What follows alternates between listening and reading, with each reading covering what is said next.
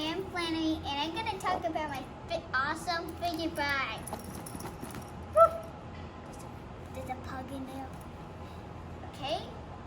First things off, there's anything in there, like fidgets, toys, crayons for using, anything, except for cheese or food and caterpillar.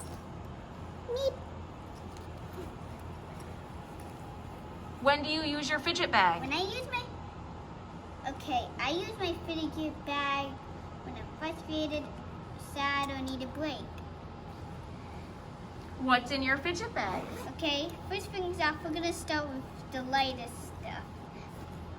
First thing is soft fluffy toys, like Puggles, Rainbow Puppy, and this.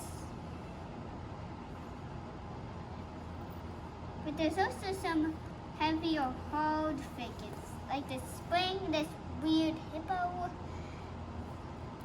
The spring, and to remind you,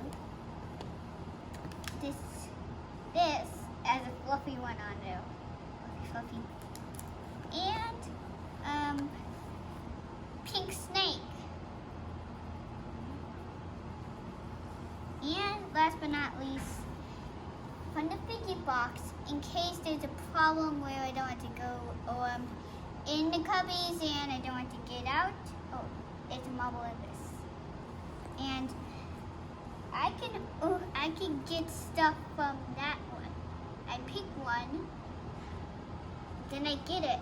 And also I got this cool thing. Look, the bubbles go up, the gelatin goes down. Flannery, does your fidget bag help you? And fidget bag helps me, but here's some rules. You can't use these as weapons. You can't try to hypnotize somebody with a spring. Try that. And no sticking your head in here. What do you think you would do if you did not have a fidget bag? What I'll do is playing around, finding something to play with, like a chair. That reminds me, I once possessed a chair in there. Where do you use your fidget bag? In the break spot.